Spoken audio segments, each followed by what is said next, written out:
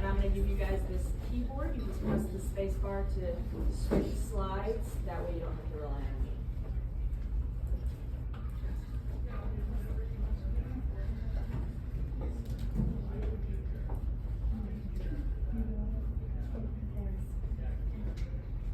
Good afternoon, everybody. My name is Kate Waple, and today my group will be discussing what homelessness looks like in America, 2 ways to combat it, community education, and resources to help somebody struggling with homelessness.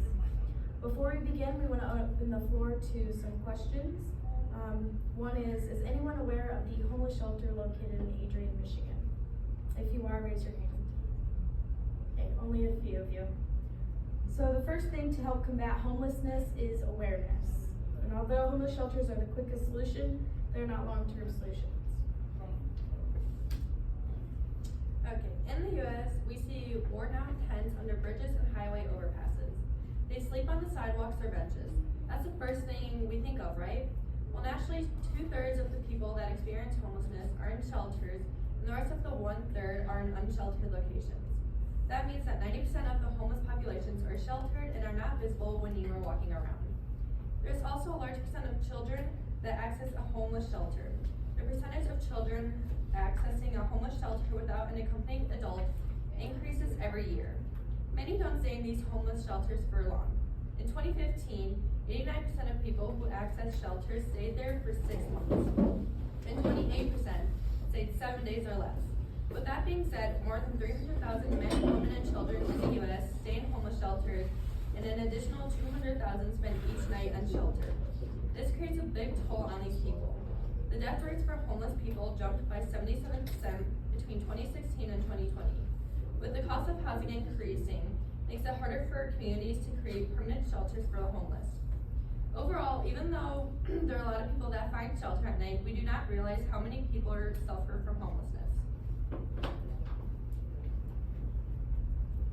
The first point I'm going to address on the way to combat homelessness in the United States to provide more job and income opportunities for those in need.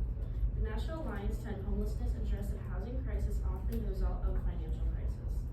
With the average cost of housing living increasing, people are vulnerable to losing homing.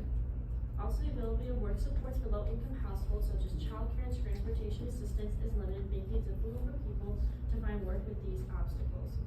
Programs are developing ways that would help these challenges and support low-income families in need.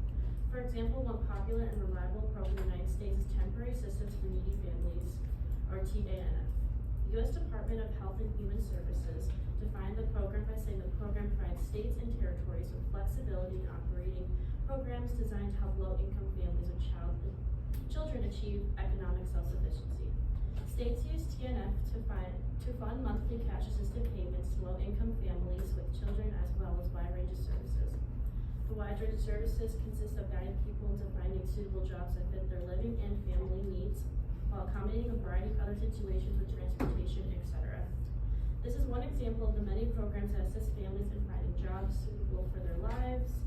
This is a step toward providing more resources for those struggling with low income and housing instability in today's economy. And I'm going to talk about increasing shelter beds and incorporating kitchens. So, to begin with, we have to expand existing shelters and increase funding, which nonprofit organizations and government agencies often struggle to financially support enough beds and services. And increased funding and fundraising can make a big difference with this. And then also we need to build new shelters and kitchens, and first you have to identify locations, which there's a problem with that because there's neighbors that will sometimes oppose shelters in their community to expand more. And you have to secure funding, and building new shelters requires high capital investments, public-private partnerships or grants that are helpful. And then also you have to focus on variety, and different populations experience homelessness, and you may have different needs to consider, which could be families, veterans, LGBTQ individuals, etc. And you have to offer supportive services, which shelters should ideally be a stepping stone to permanent housing, so providing job training, mental health care, and addiction treatment can improve outcomes. And you also need to involve the community, so homelessness is a complex issue. Working with homeless communities, social service organizations, and local businesses can lead to more effective solutions. We'll be talking about educating and then the resources out there. So many people fail to realize how important life skills are, like managing money, shopping, eating, running a home, and managing a social network. Having these skills is essential to living independently. Most people who are homeless don't have the skills, or they've lost them over an extended period of time of being homeless. By providing skill training, it helps promote self-sufficiency. There are 3 categories which we can track life skills and homeless people should be taught. So the first is core and basic skills, and this would include like numeracy, literacy, and information about technology. And then the next is independent living skills, which would be managing the household budget, keeping track of appointments, and then dealing with bills. And then social skills, which would be interpersonal skills, avoiding or dealing with neighbors, disputes, and developing self-confidence and social skills. It's also important that we're informing people of the resources they have access to. So the first one under Federal Homeless Assistance Programs is Continuum of Care Program, or COC. And COC is just for individuals, youth, and families facing homelessness, and it provides them resources that assist them with finding and moving into transition or permanent housing. The next is Emergency Solution Grant Program, or ESG. ESG gives grants out that help with street outreach and combating homelessness.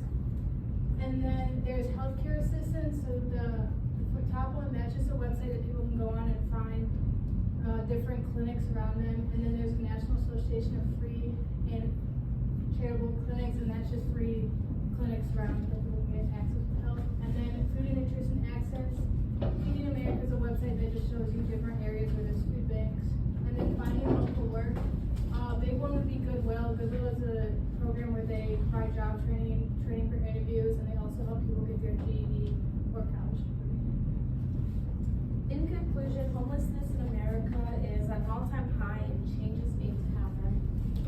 We need to increase employment opportunities with higher income, increase the number of shelter beds and full-service shelter kitchens, increase better education opportunities, and quick access to resources. Some ways that you can help is by spreading awareness of the issues of homelessness, sharing what you know. Another way is you can help by providing resources for those in need. And lastly, you can help by providing your time and services to homeless shelters by serving at their community kitchen. Thank you.